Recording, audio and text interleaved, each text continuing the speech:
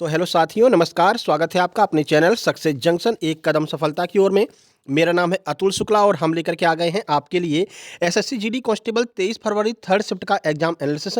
आज के जो प्रश्न है वो हमें अमन बागबान जी ने भेजे हैं। आपको बहुत बहुत धन्यवाद। तो आइए शुरुआत करते हैं। सबसे पहले जी के जीएस करंट अफेयर की ओर चलेंगे, फिर मैथ, उसके बाद में रीजनिंग, फिर आपको हिंदी के कुछ महत्वपूर्ण प्रश्नों के बारे में बताने वाले हैं जो हमारे पास भेजे गए हैं। वीडियो को लाइक कर दीजिए, चैनल को सब्सक्राइब कर दीजिए, क्योंकि लगातार अंतिम दिनों तक हम आपका एग्जाम एनालिसिस लेकर के आने वाले हैं। आज की सुबह की दोनों शिफ्ट का एग्जाम एनालिसिस नहीं करवा पाए, सब तबीयत थोड़ी खराब होने की वजह से हम आज की सुबह का एग्जाम एनालिसिस नहीं करा पाए। चलिए अब सीधे चलते हैं 23 फरवरी के थर्ड शिफ्ट के एग्जाम एनालिसिस पर। आज का पहला प्रश्न है, संविधान सभा के पहले अध्यक्ष कौन थे? तो आपको पता है संविधान सभा के पहले अध्यक्ष अगर हम बात करते हैं तो डॉक्टर सच्चिदानंद सिन्हा को पहले बनाया गया था, लेकिन बाद में जो स्थायी अध्यक्ष की अगर हम बात करते हैं तो स्थायी अध्यक्ष डॉक्टर राजेंद्र प्रसाद को बनाया गया था।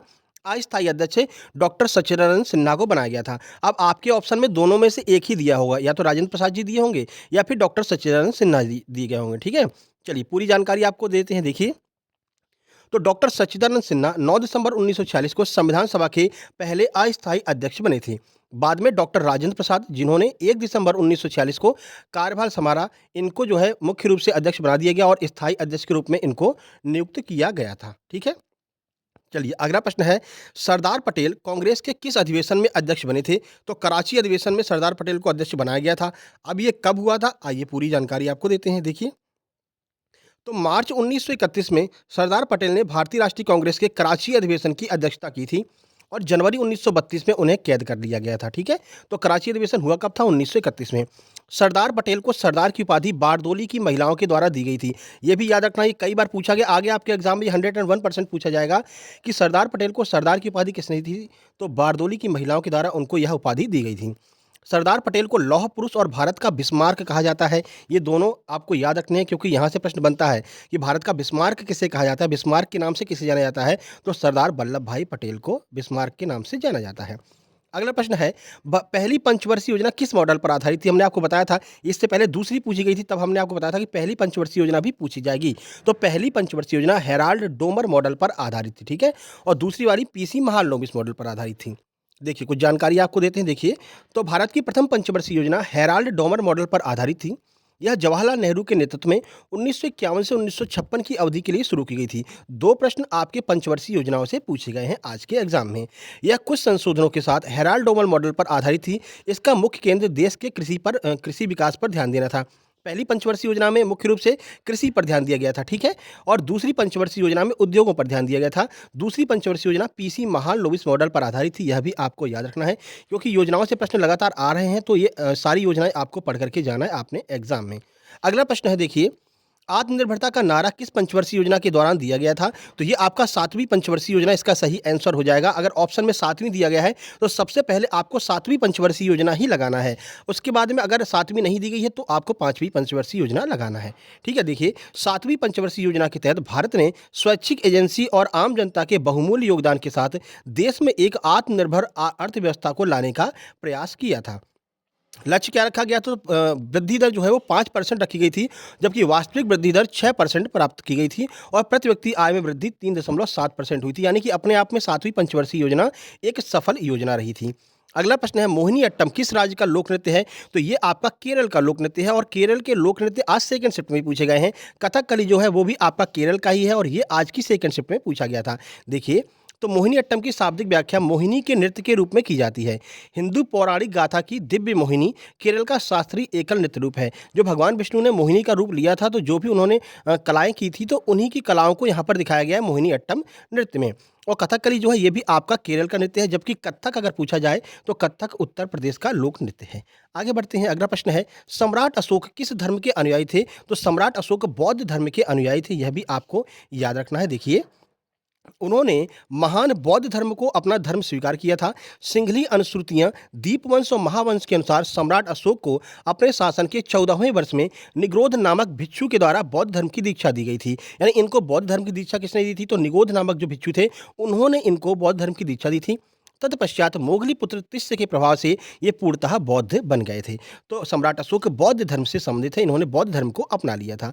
अगला प्रश्न है, पंडित भीमसेन जोशी को भारत रत्न कब मिला था? तो 4 नवंबर 2008 को पंडित भीमसेन जोशी को भारत रत्न से सम्मानित किया गया था। देखिए, इन्हें 4 नवंबर 2008 को देश के सर्वोच्च नागरिक सम्मान भारत रत्न पुरस्कार के लिए चुना गया, जो कि भारत का सर्वोच्च नागरिक सम्मान है। भारत रत्न से भी डेली एक-एक प्रश्न आपका पूछा जा रहा है।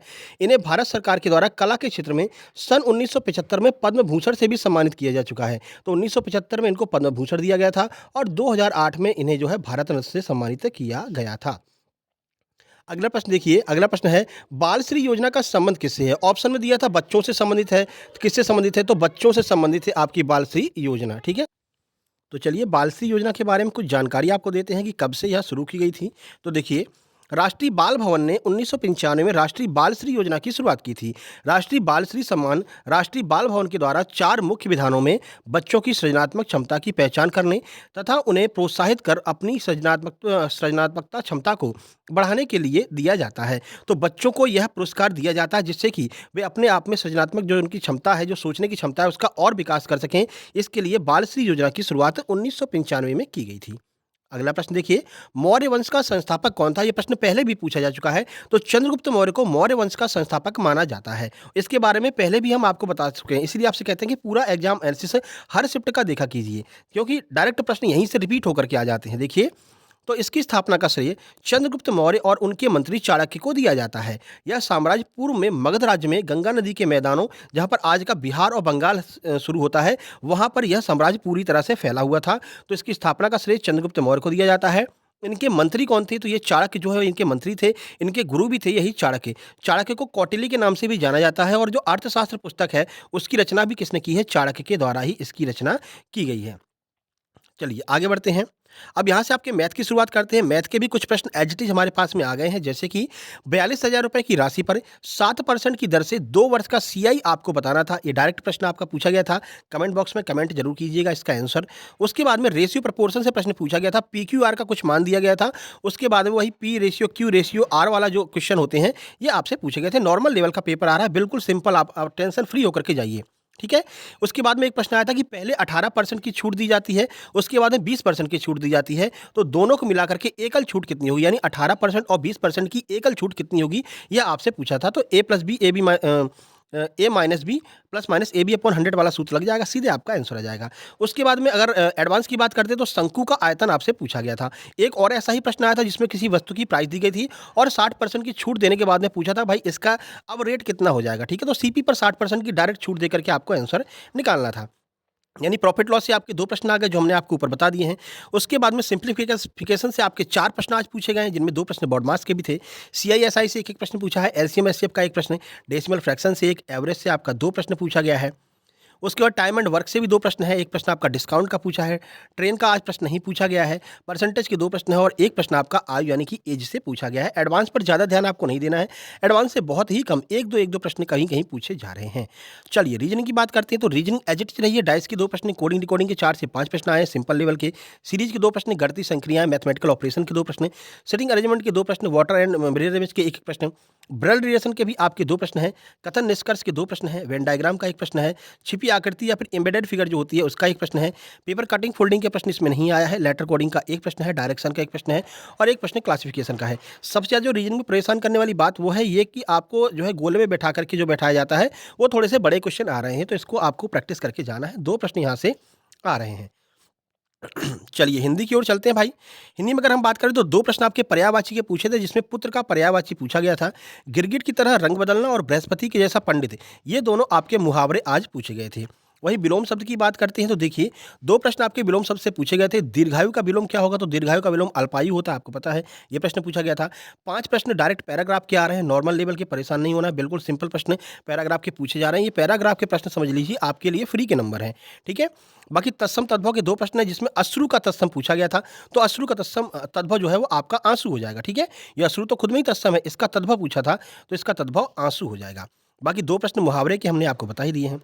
अनेक शब्दों के लिए एक शब्द से 2 प्रश्न पूछे जा रहे हैं, वाक्य शुद्धि के 2 प्रश्न, एक प्रश्न लोकोक्ति से और बर्तनी शुद्धि के आपके 2 प्रश्न पूछे जा रहे हैं। तो कुछ इस तरह से आपका एग्जाम पैटर्न चल रहा है। अभी कोई खास परिवर्तन नहीं है भाई। वीडियो को लाइक करना, शेयर कर देना दोस्तों के पास में। चैनल पर पहली बार आए तो सब्सक्राइब करके नोटिफिकेशन बेल जरूर दबा लेना। 4th शिफ्ट का भी एग्जाम एनालिसिस हम लेकर के आने वाले हैं। ठीक है? अपने दोस्तों के पास शेयर कर देना, थोड़ी-सी तबीयत अभी खराब है, इस वजह से एग्ज़ाम एनालिसिस में थोड़ा-सा लेट हो रहा है, लेकिन हम एग्ज़ाम एनालिसिस कंटिन्यू रखेंगे, आपको परेशान नहीं होना है, ठीक है? चलिए, टेलीग्राम चैनल की लिंक डिस्क्रिप्शन बॉक्स में दी गई है, टेलीग्राम चैनल आपको जॉइन कर लेना है। वहाँ पर आपको एसएससी के लिए फ्री में स्टडी मटेरियल मिलता है। राकेश यादव सर के क्लास नोट्स, नीतू मैम की बुक्स, ये सब आपको वहाँ पर फ्री में मिल जाएँगी, आप जाकर के डाउनलोड कर लेना और प्रीवियस ईयर के एसएससी के जितने भी पेपर हैं, वो सारे पेपर आपको वहाँ पर फ्री में मिल जाएँगे। चलिए, मिलते हैं 4th शिफ्ट के एग्ज़ाम एनालिसिस में। लाइक नहीं किया तो लाइक कर देना और सब्सक्राइब नहीं किया तो सब्सक्राइब भी कर देना। तब तक के लिए नमस्कार, धन्यवाद।